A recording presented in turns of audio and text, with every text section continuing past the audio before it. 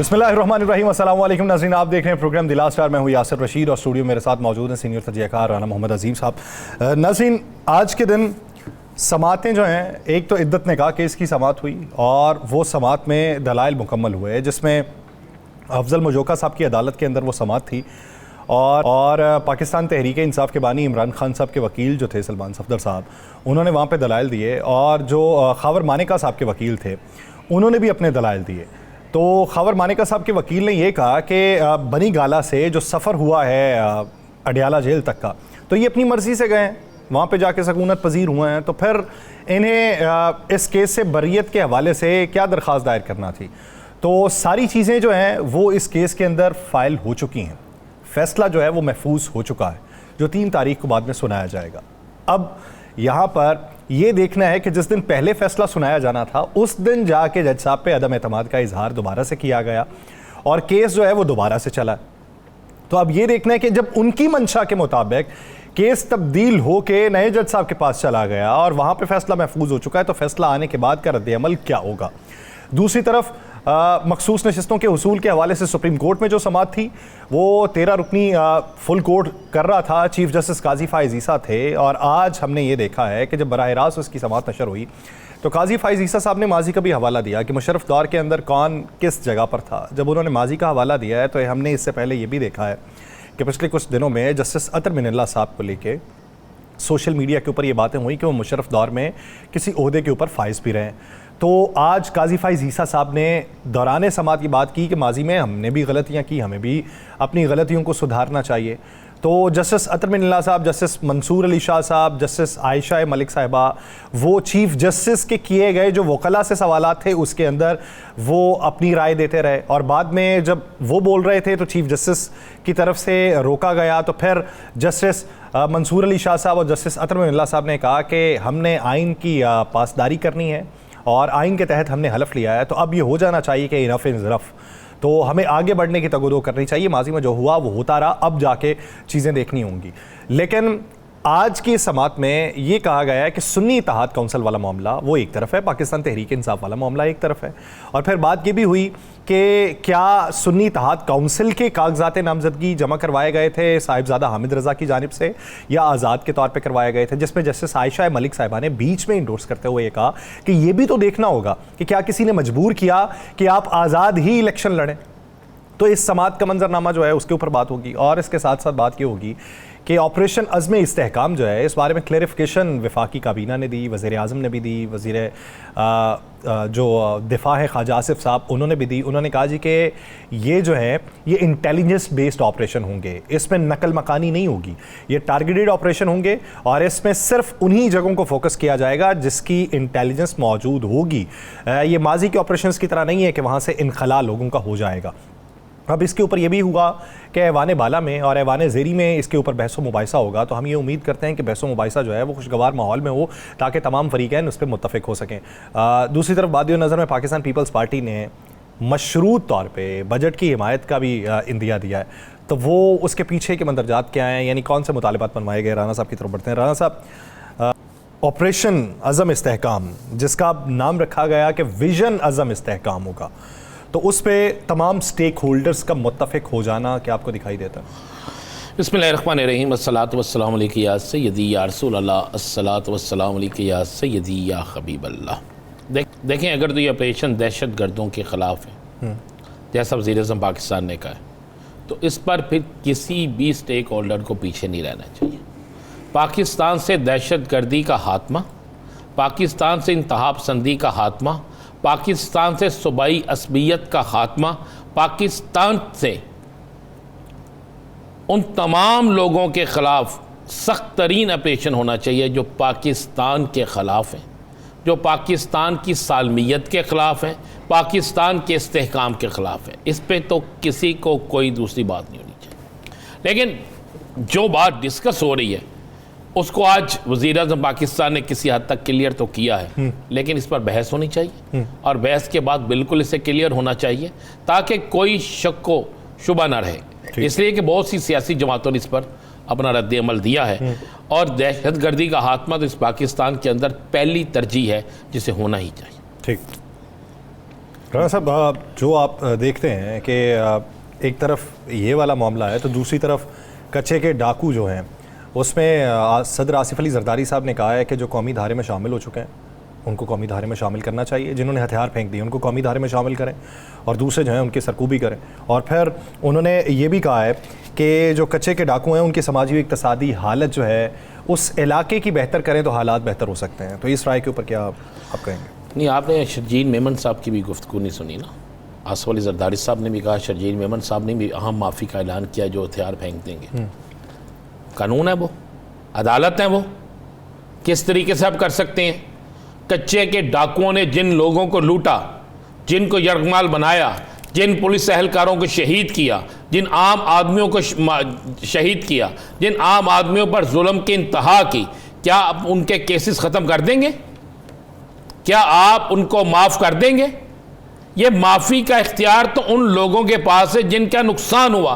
फिर पाकिस्तान के अंदर कानून तो ख़त्म हो गया ना, फिर आप पाकिस्तान के अंदर कानून को किस तरह लेके आएंगे? अभी आप बात करते हैं पार्लियामेंट के अंदर, अभी आप पार्लियामेंट के बाहर बात करते हैं, आपके मुंह पे एक ही लफ्ज़ होता है कि वो दहशतगर्द, वो तालिबान, उनको क्यों पाकिस्तान में दोबारा बसने की इजाज़त दी गई? तो इसी तरह मैं ये कहता हूँ, कच्चे के डाकुओं को क्यों बसने की इजाज़त दी गई? कच्चे के डाकू किस तरीके से जो हैं वो उनके पास इतना असला कहाँ से आया? उनकी पुष्टपनाही कौन करता था? उनको हौसला कौन देता था? उनके खिलाफ पुलिस का ऑपरेशन कामयाब क्यों नहीं होता था? उनके खिलाफ कानून नाफज करने वाले इदारों का ऑपरेशन कामयाब क्यों नहीं होता था? वो कितने पुलिस एहलकारों को अगवा कर लेते थे? वो कितने लोगों की लाशें फेंकते थे? उस इलाके से गुजरना महाल हो जाता था। और आप कहते हैं जी अगर वो कौमी धारे में आ जाए तो इसी तरह फिर आप ऐलान करें पूरे पाकिस्तान के लिए, कच्चे के डाकुओं के लिए ये ऐलान और बाकियों के लिए ये ऐलान नहीं है। कहां का इंसाफ है? इंसाफ तो ये है कि जिसने जुल्म किया, जिसने ज्यादती की, उसको सजा मिलनी चाहिए, बिल्कुल सजा मिलनी चाहिए। क्या कच्चे के डाकू किसी बहकावे में आके कर रहे हैं? चले बलूचिस्तान के अंदर तो हमें समझ लगी कि वहां पर कुछ एनजीओज ने, कुछ और लोगों ने वहां के लोगों को बरकाया, वहां के लोगों को लालच दी, वहां के लोगों के जहन में नफरत पैदा की। ठीक है, उनको पाकिस्तान कौमी धार में आप ले आए, बिल्कुल ठीक किया। ये कच्चे के डाकू आपको पता ना कौन है? अगर आप मेरी जुबान खुलाना चाहते हैं तो मैं बोल देता हूं। माजी में जो एक पंजाब में कच्चे के डाक इलाके में ऑपरेशन हुआ था, बड़ा लंबा ऑपरेशन हुआ था, किसको नहीं पता था कि कौन सा अहम तरीन जुम्मेदार हुकूमत थी, उसकी उनको सरपरस्ती हासिल थी? क्या आपको नहीं पता कि एक बड़ी मारूफ सियासी शख्सियत जो है उसके जलसे के इस्तकबाल के लिए कच्चे के डाकू फायरिंग करते रहे, उनका इस्तकबाल करते रहे? क्या आपको नहीं पता कि कच्चे के डाकुओं को असला पहुंचाने के लिए किस मशीर की गाड़ी, सिक्योरिटी गाड़ी, और किस मशीर पर इल्ज़ाम लगा, कहां पर कौन गिरफ्तार हुआ? आपको नहीं पता? तो ये इस मुल्क में ये कानून अलहदा क्यों है? इस मुल्क में ऐसा नहीं होना चाहिए। ये जो ऑपरेशन शुरू होना चाहिए, हो रहा है ना, ये कच्चे के डाकुओं से लेकर पक्के के डाकुओं तक, दहशतगर्दों तक, सब के लिए ऑपरेशन होना चाहिए। ये इनके साथ आप इस्लामाबाद के हिजरों वाला सलूक ना करें कि इस्लामाबाद में रऊफ हसन पर हमला करने वाले 4 हिजरे तो आप ढूंढ नहीं सके, तो आप कहते हैं कि ना इनको भी माफ कर दिया जाए, इनके लिए भी माफी का ऐलान कर दिया जाए। फिर आप थानों को बंद कर दें, कानून नाफज करने वाले इदारों से कहें कि नाफियार काटे। हम जो बंदा जुर्म करेगा हम अपनी हुकूमत में उसे कहेंगे जनाब अब आप माफी मांग लो, तो माफी दे दें, कर दे उसके साथ वैसे ही जैसा आपने ऊंटनी की टांग काटने वालों के साथ किया, जब आपने वहां उनको बेगुनाह कर दिया, कर दें यार, क्या फर्क पड़ता है?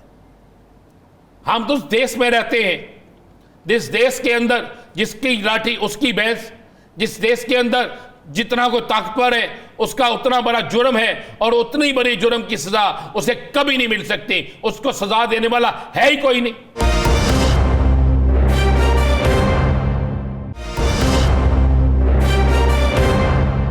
नदीम अफजल ने हमें ज्वाइन किया है। नदीम अफजल चंद साहब, बहुत शुक्रिया आपके वक्त का।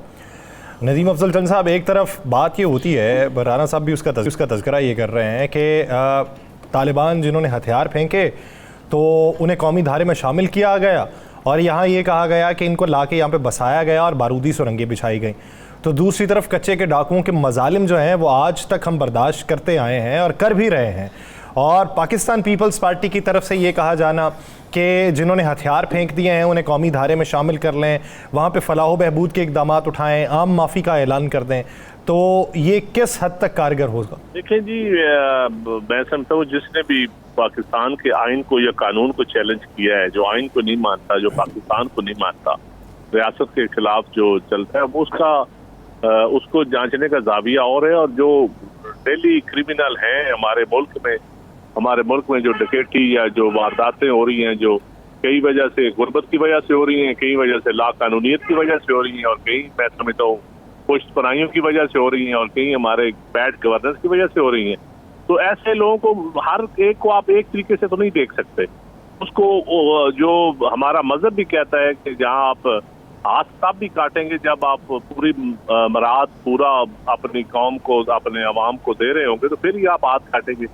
तो मेरे ख्याल में इस वक्त देखना ये बड़ी जनरल डिबेट होनी चाहिए इसके ऊपर पार्लियामान के अंदर, और इस पे बैठ के जो असम्बलियां या पार्लियामान जो फैसला करे, जो फैसला करें, वो कुछ सोचो विचार के बाद जो फैसला होगा, वो कंसल्टेशन के बाद जो होगा, एक डिबेट के बाद जो होगा, मैं समझता हूँ वो बेहतर होगा।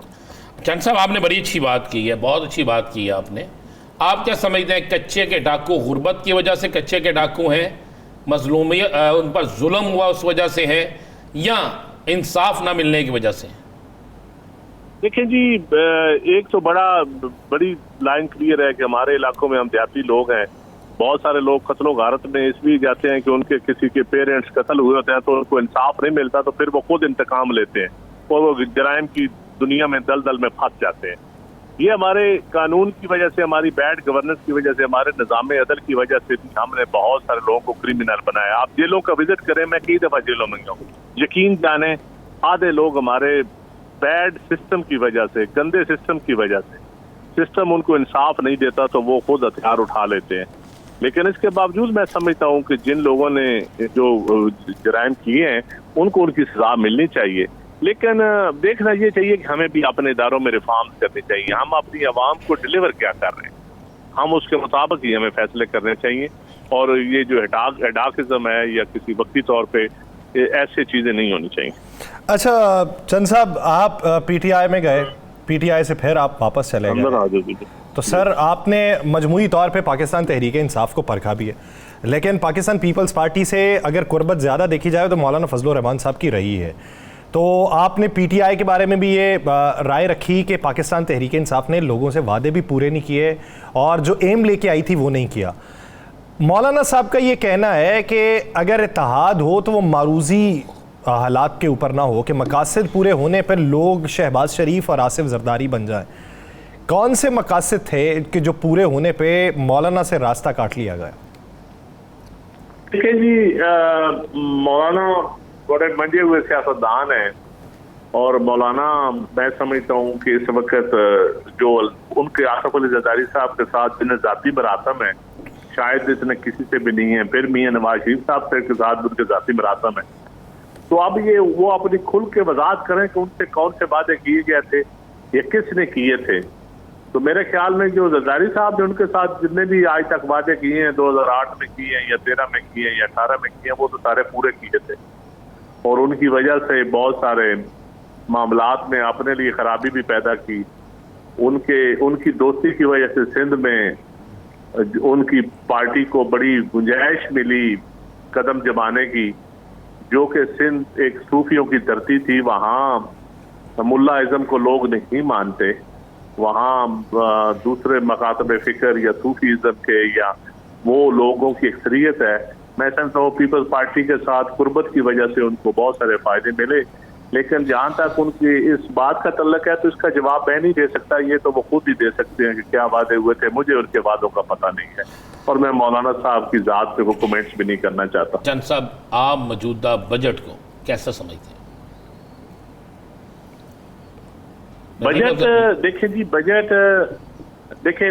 जितने भी इस मुल्क में अभी तक ये जो पिछले 5-6 सालों में जो आ रहे हैं, कोरोना का वायरस आए उसमें रिलीफ मिले तो वो भी अशराफिया को या बिग गन्स को मिलता है।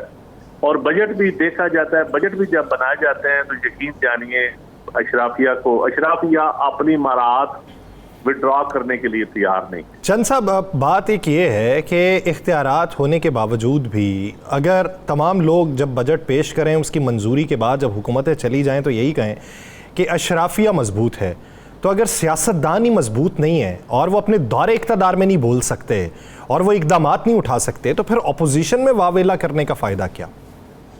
देखिए जी, हम सियासतदान कंप्रोमाइज हैं, मेजॉरिटी। बात बड़ी सीधी सी है, मैं आपको टाइम ज़ाया नहीं करूंगा कि मैं आपको इसकी जस्टिफिकेशन देता रहूं। हम यकीनन कंप्रोमाइज हैं। अगर हम कंप्रोमाइज ना हो, हमारी बी टीम सी टीम तो कभी हम आपस में बैठते हैं तो सारे सच्ची बातें करते हैं, लेकिन जब मीडिया के ऊपर या फ्लोर ऑफ दी हाउस तो फिर तकरीबन 40% सच्ची बातें होती हैं, 60% हम हालात, वो कहते हैं नजाकत हालात, जो हालात नजाकत हालात का गुजारा करते हुए आगे गुजर जाते हैं। आपने जन साहब, आपकी एक क्वालिटी है कि आप हमेशा बोल जाते हैं और हालात जैसे भी हों आप ये आपकी एक क्वालिटी, हम इस पर हमेशा आपको अप्रिशिएट करते हैं। तो आप क्या देख रहे हैं, जब ये भी बजट इतना अच्छा नहीं है तो पीपल्स पार्टी अपनी शराइत पर इस बजट की हमायत करने जा रही है, जो सुनने में आ रहा है, तो शराइत में ये भी आ रहा है कि आपके एडमिनिस्ट्रेशन पंजाब में आपकी मर्जी की होगी या आपका हिस्सा होगा। अवाम के लिए क्या आपने इसमें मांगा है? देखिए, मैं उस कमेटी का हिस्सा हूँ।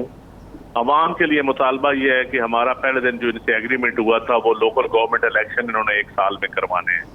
तो हमारा मुतालबा था कि 3 महीने गुजर गए, आपने विद कंसल्टेशन पॉलिटिकल पार्टीज के साथ आपने लोकल गवर्नमेंट सिस्टम बनाना था, आपने उसके ऊपर कोई नहीं। फिर आपने गुड गवर्नेंस देनी थी, तो तमाम निगरान दौर की इंतजामिया लगी हुई है।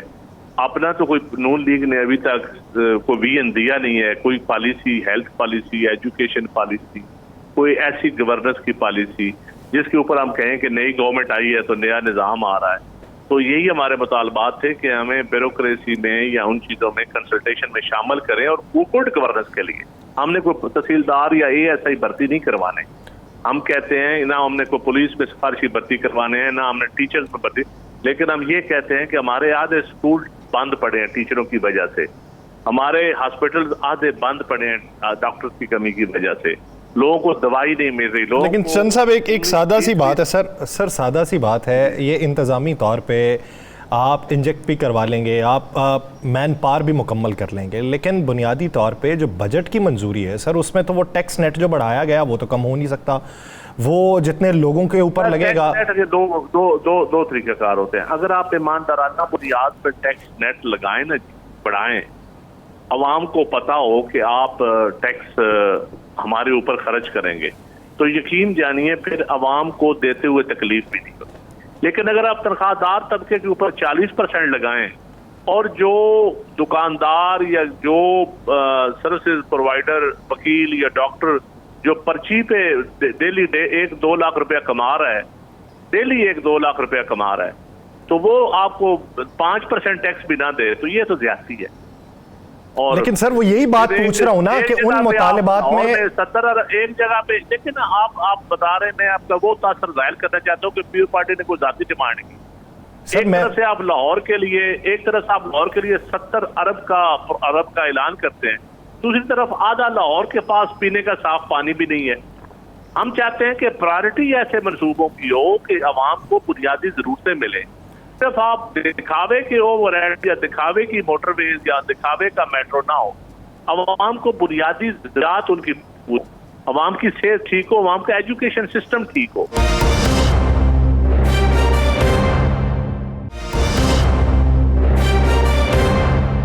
नदीम अफजल चंद साहब, आपके मुतालबात मंजूर हो गए हैं? वादा हुआ है कि हमें कंसल्ट, वादा तो वो शुरू कभी हुआ था सर। वादा तो आपसे फिर वही होता है, फिर कहते हो सर वादा हुआ था। इस वादे में थोड़ा सा हमने बजट के ऊपर एहतजाज किया। अब अगर वादा नहीं पूरा होगा तो फिर एहतजाज नहीं होगा, फिर तो फैसला होगा ना। नहीं, ये बात तो फिर बजट तो मंजूर हो चुका होगा, फिर आप क्या फैसला करके सर बजट तो हम किसी सूरत भी नहीं चाहते कि बजट मंजूर ना हो। क्राइसिस हम पैदा नहीं करना चाहते। पीपल्स पार्टी ने पाकिस्तान की तारीख कब क्राइसिस पैदा की है? फॉल ऑफ ढाका के बाद भी पीपल्स पार्टी ऐसी जमात थी जिसने फौज के इमेज को भी ऊपर किया, इदारों के इमेज के ऊपर किया, और पाकिस्तान को निकाला, फिर जब बीबी की शहादत के बाद फिर आपको पाकिस्तान को खपे का नारा दे के निकाला, ये अलग बात है कि ये आप बता दें कितना अरसा और इंतजार करेंगे आप अपने वादों की तकमील तक जो पूरी हो जाए? मेरा ख्याल है जी महीना 2 महीना तो करेंगे। अच्छा, अभी एक प्रोग्राम में राना सनाउल्लाह साहब से सवाल पूछा गया कि राना सनाउल्लाह साहब, एक तहरीक चलने लगी है हुकूमत के ख़िलाफ़, मौलाना फजलुर रहमान साहब भी उसमें शामिल हैं और तहरीक इंसाफ भी है, महमूद खान अचकज़ई भी हैं, अख्तर मेंगल साहब भी हैं, बाकी काफ़ी नाम लिए गए। तो राना सनाउल्लाह साहब ने कहा वो हुकूमत के ख़िलाफ़ नहीं है। फिर उनसे पूछा गया वो हुकूमत के ख़िलाफ़ है, उन्होंने कहा आप समझ लें वो हुकूमत के ख़िलाफ़ नहीं है। तो हमें समझ नहीं आई, आप क्या समझते हैं कि वो किसके ख़िलाफ़ है? कौन जी? जो तहरीक चलने लगी है, राना सनाउल्लाह साहब से भी पूछा गया कि एक तहरीक चलने लगी है हुकूमत के खिलाफ, उन्होंने कहा ये हुकूमत के खिलाफ नहीं है। राना साहब, एक तो मैंने जो हिस्ट्री थोड़ी बहुत पढ़ी है, शायद मैं गलत भी हो सकता हूँ, जितनी तहरीकें चली हैं मेजॉरिटी तहरीकें किसी के इशारे पे, किसी की गुड विशेस पे चली हैं, किसी और मकसद के लिए चली हैं। तो अब ये तहरीक चलती है किसके फायदे के लिए चलती है, कौन चलवाता है, ये भी सामने आ जाएगी। इस तरह जब बालिए अदलिया बहाल की तारीख सामने एक्सपोज होगी, क्यानी साहब खार चौधरी साहब का इनकार आज सारी दुनिया को पता चला, वो क्यानी साहब की आंख का इनकार था। तो इसी तरह ये भी तरीकों का पता बाद में चलता है। इसी तरह लंदन प्लान का जो जिक्र होते हैं, आप होते हैं तारीख में, फिर तहरुल काजी साहब खुद भी बोले हैं। तो ये तहरीकें जो भी चलेंगी इनका बाद में पता चलेगा, लेकिन सच्ची बात यह है कि जमहूरियत यहाँ मजबूत होनी चाहिए, जो कि यकीनन नहीं है। अच्छा, आप जब समझते हैं कि सर तहरीकें तमाम इशारों पे चलती हैं, तो तहरीक अदम एतमाद फिर किस इशारे पे थी? मोहम्मद जुबैर साहब तो कहते हैं कि उस वक्त की एस्टैब्लिशमेंट, आपको भी पता है किस इशारे पे थी। मैं मुझे आपको जब तो ना जिस सवाल का जवाब आपके पास ना हो वो हमसे पूछा करें। अच्छा चले ये बता दें, आपके पास जवाब हो वो खुद तजिया कर दिया करें। चले नज़ीर अफजल चंद साहब ये बता दें क्या अपनियां गल्लां साडे कोल मंजूरी दे के। चले ये तो बता दें, क्या जुबैर अहमद सच बोल रहे हैं? सर ये जुबैर साहब खुद ही बताएंगे। आप कुछ तो बता सकते हैं ना, आपका बड़ा एक विजन है। सर जुबैर साहब मैं उनके ऊपर कमेंट्स नहीं करना चाहता। अच्छा, राना सनाउल्लाह साहब कहते हैं कि इमरान खान फितना है, अगर उसको जेल से बाहर निकालेंगे तो मुल्क तबाही का सबब बनेगा। पाकिस्तान ये अब वो उस सतह के लीडर हैं जैसे पाकिस्तान मुस्लिम लीग नून की बात मानी साहब। जब राना साहब के ऊपर एरोड का केस बना था तो मैंने उसको भी कहा था कि राना साहब के साथ अदल होना चाहिए। तो आज अगर इमरान खान जेल है तो इमरान खान के साथ भी अदल होना चाहिए। ये कोई ये फितना या यहूदी जेंट या कभी किसी को और अलकबात से पुकारना, किसी को डीजल कहना, किसी को काफर कहना, किसी को मुसलमान कहना, मैं इस सियासत पे बिलीव नहीं करता। अच्छा, पाकिस्तान पीपल्स पार्टी क्या कोई ऐसी कोशिश कर रही है जिससे तमाम सियासी जमातों को एक टेबल पे बिठाया जाए? हमारी ख्वाहिश तो है जी, हमारी कोशिश भी है, लेकिन हम कामयाब नहीं हो पा रहे। क्या महमूद अचकज़ई से कोई रब्ता हुआ? महमूद अचकज़ई साहब का इंटरव्यू मैंने सुना है, अब पति जरदारी साहब से उनका रब्ता हुआ है कि नहीं पता, सच्ची बात है मुझे नहीं पता। अच्छा चंद साहब, जो ऑपरेशन अज़्म इस्तेहकाम है, पीपल्स पार्टी की मुकम्मल हिमायत हासिल? जी बिल्कुल। इस मुल्क में दहशतगर्दी को खत्म करने के लिए मैं समझता हूँ कि हमें पॉलिटिकल ओनरशिप लेनी पड़ेगी, अपने इदारों के पीछे खड़ा होना पड़ेगा, तब भी दहशतगर्दी खत्म हो सकती है। हमें अपनी नाकाम पॉलिसियों को भी मानना पड़ेगा कि जब अफगान जहाद हमने किया है तो हमने किसी और के लिए की है। हमारी पाकिस्तानी कौम का वो जहाद तो नहीं था, लेकिन उसमें हमारे मौलवी भी इस्तेमाल हुए, हमारे ट्रेनिंग भी, हमने लोगों को जादी बनाया, फिर हमने उनको तालिबान बना दिया, फिर कभी किसी को मुजाहिद बनाते हैं, किसी को आप दहशतगर्द बनाते हैं। ये फैक्ट्रियां बंद होनी चाहिए और ये ओनरशिप पीपल्स पार्टी पहले दिन से कहती है सियासतदानों को लेनी चाहिए और कौम की नुमाइंदगी करनी चाहिए। अच्छा, अब एक आखिरी सवाल चंद साहब ये है कि निजकारी के हवाले से पीपल्स पार्टी का स्टैंड क्या होगा? चलें आप इस पे समझते हैं कि क्यास नहीं करना चाहते। मेरी ख्वाहिश तो ये है कि पार्टी की पब्लिक प्राइवेट पार्टनरशिप हो जो सिंध में हम चाहते हैं। सर अगर वो नहीं होती तो देखें जी, इससे पहले भी जितनी निजकारी हुई है ना, अगर इस मुल्क के बैंक बेचे हैं, इस मुल्क के ट्रांसपोर्ट सिस्टम बेचा गया, इस मुल्क की मिलें बेची गई हैं, सीमेंट की फैक्ट्रियां बेची गई हैं, खाद की फैक्ट्रियां बेची गई हैं, तो आज देख रहे हैं क्या उसका मुल्क को फायदा हुआ है या नुकसान हुआ है। हम तो यही कहते हैं कि अपने घर के बर्तन ना बेचें। बर्तन माँ का जेवर और बर्तन बचाए जाते हैं। माँ का जेवर और बर्तन बचाए जाते हैं, उससे कोई सूदमंद नताइज नहीं निकलते। बहुत शुक्रिया नदीम अफजल चंद साहब इस हवाले से देने के लिए। नाज़रीन, हमें ज्वाइन किया पाकिस्तान मुस्लिम लीग नून के रहनुमा वफाकी वज़ीर कैसर अहमद शेख साहब ने। शेख साहब बहुत शुक्रिया आपके वक्त का। शेख साहब, बजट है, ऑपरेशन अज़म इस्तेहकाम है, निजकारी है, बहुत से और दीगर मामलात हैं। तमाम पार्टीज जो हैं वो किसी एक मामले के ऊपर भी यकजा नहीं है। तो ये जो पोलराइजेशन है, इसका फायदा किसको और नुकसान किसको? बिस्मिल्लाहिर्रहमानिर्रहीम। ये आपने बिल्कुल दुरुस्त कहा कि पोलराइजेशन बढ़ती जा रही है और असम्बली में भी ये देख रहे हैं, हम बाहर भी देख रहे हैं, एक दूसरे के साथ टेंशन और इख्तलाफ और मतलब इख्तलाफ इस हद तक कि एक दूसरे के आवाज़ें जिस तरह हो रहा है। 2 दिन पहले आपने देखा कि असम्बली में जिस किस्म की कार्रवाइयाँ हुई, वो मैंने अपनी ज़िंदगी में 27 साल हो गए मुझे पॉलिटिक्स में आते हुए, असम्बली में आते हुए, पॉलिटिक्स में तो और ज़्यादा हो गए, तो मैंने नहीं देखी, इसमें तो कोई शक नहीं है। लेकिन ये क्या बात ये बताइए कि कोई भी ये समझ रहा है कि इस पोलराइजेशन से कोई फ़ायदा हो रहा है? अब देखिए, हम कर रहे हैं पोलराइजेशन, एक दूसरे, हम पार्टियां कि अपने अपने लीडर्स के इतनी उनका के लिए कर रहे हैं बात के समझे कि शायद हम पता नहीं। हालांकि पार्टियों को ये मकसद नहीं होता। पॉलिटिकल पार्टियां जो होती हैं पार्लियामेंट में, उनका मतलब होता है इख्तलाफ राय है, अपना अपना ओपिनियन है। ये तो मैंने नहीं, मकसद भी इस जमहूरियत का ये नहीं है, लेकिन हम उस तरफ जा रहे हैं। ठीक है, बिल्कुल एक एक्सट्रीम एंड जो होता है बहुत अरसे से हम उस तरफ जा रहे हैं, उससे कोई फ़ायदा नहीं हो रहा और हम आपस में एक दूसरे की दुश्मनी की हद तक बातचीत कर रहे हैं। हालांकि इस जमहूरियत का ये मकसद नहीं है, जमहूरियत की ये स्पिरिट ही नहीं है।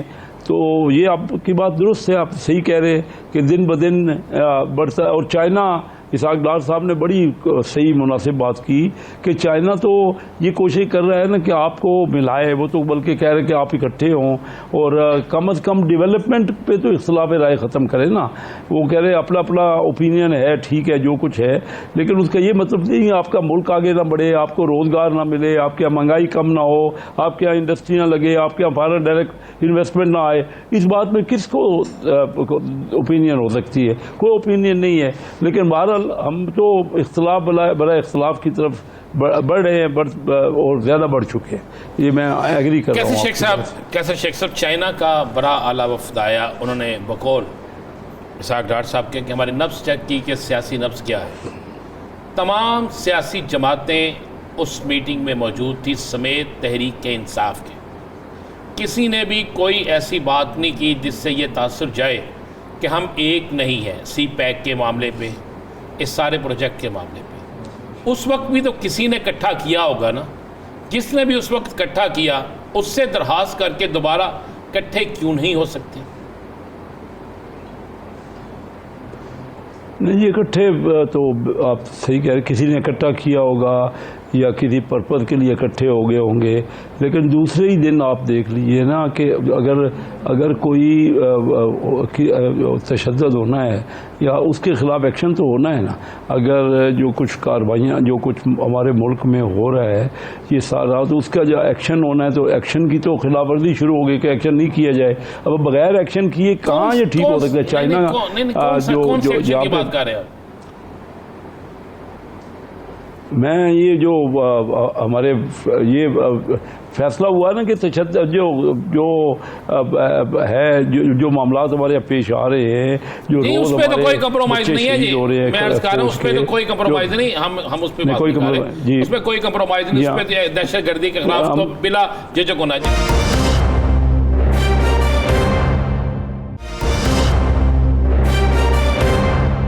असम्बली में ये दंगल होना और आपके वज़रा की तरफ से भी और उनकी तरफ से भी, दोनों तरफ से होना, तो ये अगर एक मसले पे बैठ सकते हैं तो बाकी मसलों पे बैठने में क्या दिक्कत है? ये एक दिन बैठे और दूसरे दिन जो एक्शन प्लान है उसका करना है। यही तो फैसला किया ना वज़ीर आज़म साहब ने कि हम इस्तेहकाम के लिए एक्शन करेंगे। तो एक्शन के खिलाफ तो बातें कि एक्शन नहीं करो, कोई भी किसी किस्म का एक्शन नहीं करो KPK में। शेख साहब मैं कुछ और बात पूछ रहा हूँ। शेख साहब वो तो मैं तो कह रहा हूँ उस पर तो कोई कंप्रोमाइज़ है ही नहीं। मैं आपसे बात जो पूछ रहा हूँ, मैं सवाल तो ये पूछ रहा हूँ कि अगर चाइना के डेलीगेशन के सामने आप सारे इकट्ठे बैठ गए और एक ही जुबान बोले, तो अब क्यों नहीं इकट्ठे बैठ सकते? बैठ सकते हैं, क्यों नहीं बैठ सकते? मैं तो पहले दिन से आपके सामने हर अपने प्रोग्राम में, आपको तो याद होगा ना, जी, बिल्कुल मुझे तो मुझे कई याद। साल गुजर गए, एक ही बात कर रहा हूँ कि उसके बगैर कोई और ऑप्शन ही नहीं है। इकट्ठा ही बैठना है, इकट्ठा बैठ भी गए हैं, चाइना वाले आए तो उनके सामने बैठ भी गए, और इकट्ठा बैठे बगैर या तो कोई बता देना कोई ऑप्शन है, डायलॉग के बगैर, इकट्ठा बैठे के बगैर, एक दूसरे की बात के ऊपर लचक दिखाने के बगैर, बहुत अच्छी एक बात कदम की, पीछे इकट्ठा हटने के बगैर बगैर, बैठने के कोई नहीं या है। तो ये तो जब या तो जब बता देना जब शेख साहब कोई बातें option है, ये option हों, नहीं है। बातें इवेंचुअली जी शेख साहब बातें ये हों जी कि आप किसी को कह के मुखातिब करें, ये पुरानी बात नहीं, आज के दिन की बात है कि आप ये कहें कि अगर वो जेल से बाहर आएगा तो मुल्क तबाही का सबब बनेगा। जब आपके वफाकी वज़रा पै दर पै यही बयानात देते रहेंगे तो फिर ये कैसे मुमकिन है कि उसके जो मानने वाले हैं, उसके जो कारकुनान हैं, उसके जो उम्मीदवार हैं, उसके जो रहनुमा हैं उसकी पार्टी के, वो आपके साथ बैठने को तैयार हो जाए? उन्हें तो ये लगेगा कि हमने अपने अमीर की पीठ में छुरा घोंपा है। नहीं तो यही तो हो रहा है ना। मैं तो कह रहा हूँ ये कोई लीडर किसी को कुछ नहीं कह रहा होगा, ये पता नहीं हमें क्या है, एक दूसरे से बढ़ बढ़ के हम कोई अपने आप को नुमाया करना चाह रहे हैं या क्या। देखिए ये कोई तरीका तो नहीं है ना। पहली बात तो ये है कि इसका मकसद क्या है, और अगर कोई कहता है तो टेंशन बढ़ाता है ना, कोई किसी साइड से भी कहे तो टेंशन बढ़ रही है, और दोनों साइड में ये देख रहे हैं आप, बजट की मीटिंग बजट पे है, बात बजट पे करनी है कि क्या है भाई, कोई क्या होना चाहिए, या तो कोई अल्टरनेटिव बना के दे देता, या कोई शेडो बजट होता है वो बना के दे, या कोई तजवीज़ दे, ये तो तरीक़ाकार होता है बजट सेशन में। अब यहाँ अगर लड़ाई दींगा मुश्ती करनी है और यहाँ एक दूसरे के साथ टसल करनी है बग़ैर किसी वजह के, खा मका करते हुए, आपने मुझे कभी देखा, मैं भी आपको कह रहा हूँ 27 साल से तो आ रहा हूँ, कभी आपने देखा कि आपके किसी प्रोग्राम में या कि असम्बली में तो क्या किसी को, मैं भी तो मेंबर ही हूँ ना, किसी ने मुझे कोई मना तो नहीं किया? ये कहा नहीं जाता, लीडर नहीं कहते। अपने आप को खा मखा नुमाया करने के लिए कोई भी करे, नहीं करना चाहिए। मैं समझता हूँ हमें अपना टेम्परामेंट बेहतर करना चाहिए।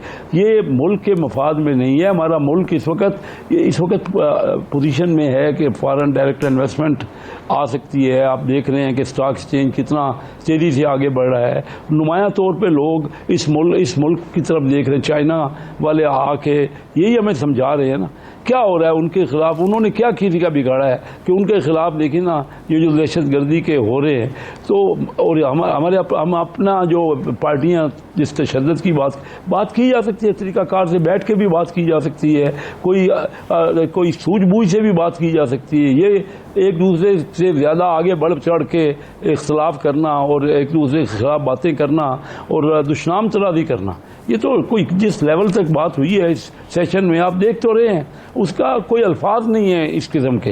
ये कोई ऑनरेबल मेंबर 8 लाख बंदे एक आदमी को चुनते हैं, 8 लाख आदमी, उसके बाद ये हालत है, उसके बाद ये हालत है।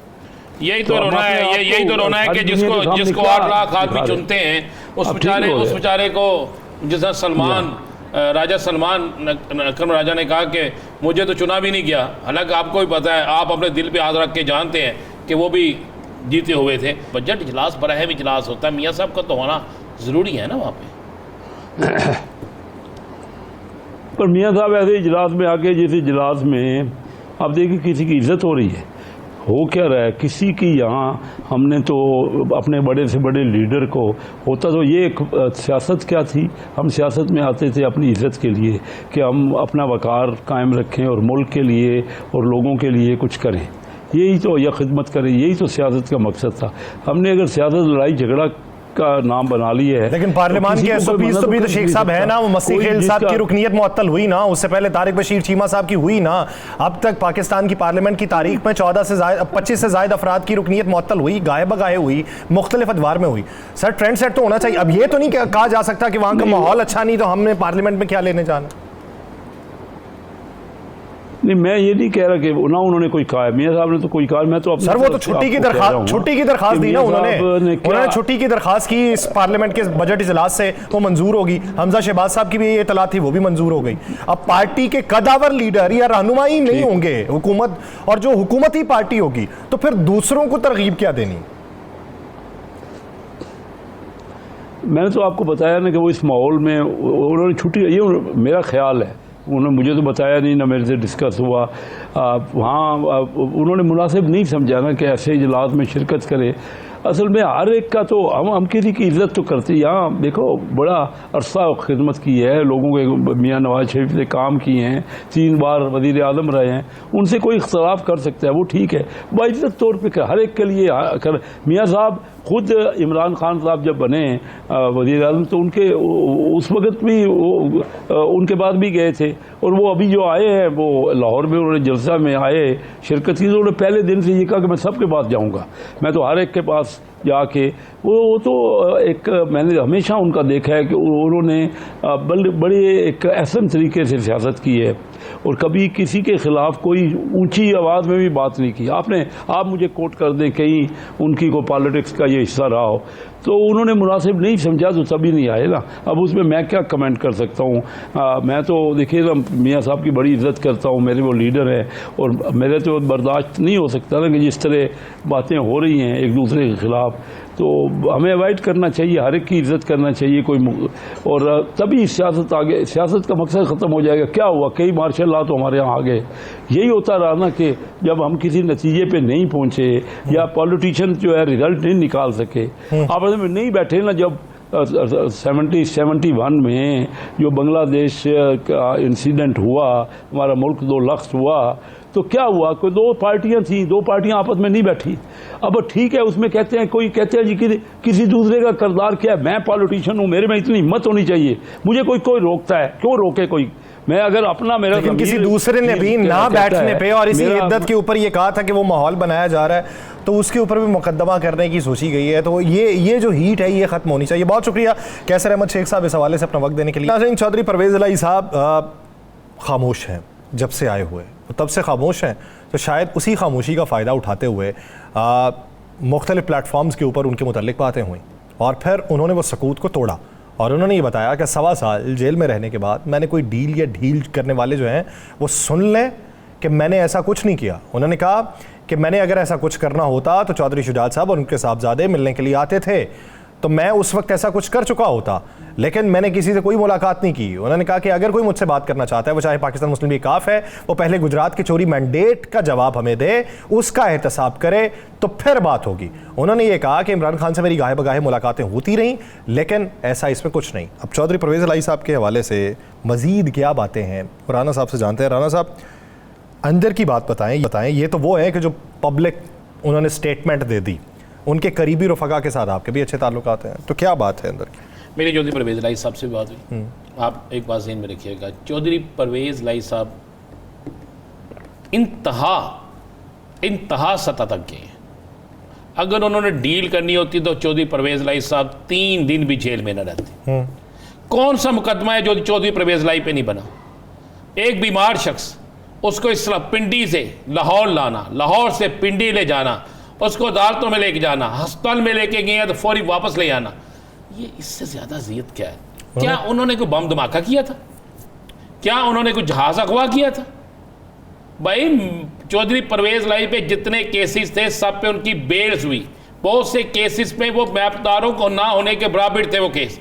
मैंने एक केस का हवाला दिया था कि जो मोनस पे भी एक केस बना था, मोनस इलाही की तो वो एज ही नहीं थी, शायद उस एज में शनाख्ती कार्ड तो दूर की बात है, स्कूल कार्ड ना बनता हो जिस एज में उन पर मुकदमा हुआ, जो मुकदमा दिया गया। नाज़रीन, प्रोग्राम का वक्त खत्म हो जाता है। मुझे और राना साहब को दीजिए, अपना बहुत सा ख्याल रखिएगा। मुलाकात होगी कल अल्लाह ने के बाद।